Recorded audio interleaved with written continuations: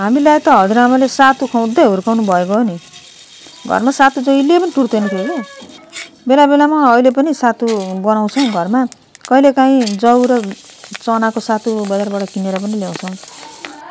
Doctor Aruna Upreti जस्ता खाद्य तथा पोषणमा ज्ञान भएका विज्ञहरूले भनेअनुसार सातुमा हर्लिक्समा भन्दा राम्रा तत्त्व पाइन्छ। हर्लिक्स जस्ता बट्टा तथा प्याकेटमा पाइने प्रशोधित खाद्य सामग्रीहरू चाहिँ स्वास्थ्यका लागि धेरै नै हानिकारक हुन्छ भनेर उहाँले भनिरहनुहुन्छ।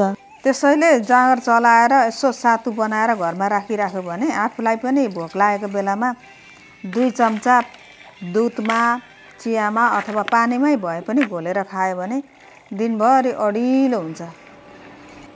करेन्ट चाउचाउ थुक्पा सुक्पा मात्रै नभएर हाम्रा हजुरआमाहरूले खाना सिकाएको सातु पनि खाने गरौँ है साथीहरू। आफ्ना बालबालिकाहरूलाई पनि खुवाउने बानी गरौँ।